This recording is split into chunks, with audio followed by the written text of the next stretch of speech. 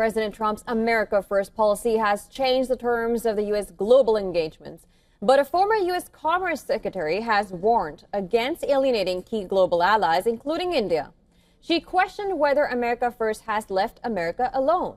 Former U.S. Commerce Secretary Gina Raimondo has said that Washington is making a big mistake with India, warning it could leave the United States dangerously isolated. Raimondo, who served as Commerce Secretary under former President Joe Biden, said America alone is a disastrous policy.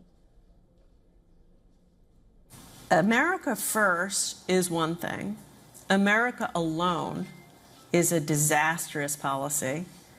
And America that's not a good friend or partner or ally to Europe, to Japan, is a weak America. So I don't think we can be effective without strong relationships with Europe, or for much of Southeast Asia for that matter.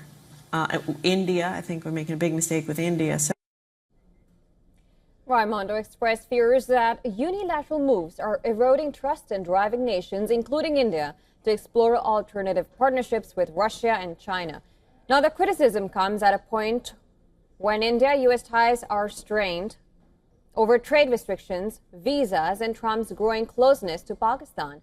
Relations between Washington and New Delhi plummeted in August after Trump raised tariffs to 50% on several Indian goods, with U.S. officials accusing India of fueling Russia's war in Ukraine by buying Moscow's discounted oil.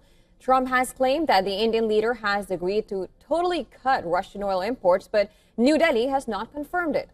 Trade negotiations have resumed, but India has firmly reminded the world that India will not sign any trade pact under pressure, emphasizing fairness and long-term trust over threats or ultimatums. An active dialogue with the EU. If we get a fair deal, if we get an equitable and a balanced deal, maybe that will happen. And we are talking to the United States, of course, but we don't do deals in a hurry. And we don't do deals with deadlines or with a gun on our head. Now, interestingly, U.S. is nearing a trade deal with China, another consumer of Russian oil. Trump is expected to meet Xi face-to-face in South Korea on Thursday on the sidelines of the APEC summit. Earlier, he has suggested he could potentially make concessions to China in a bid to alleviate trade tensions between the two economic powers. But while Trump is gearing up for a deal with China, his own allies continue to warn about the Chinese threat.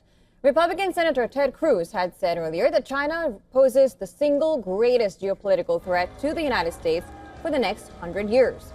Speaking at the Heritage Foundation, Cruz said that the Chinese are engaged in a 1,000-year war against the United States, and their objective is complete and total global dominance.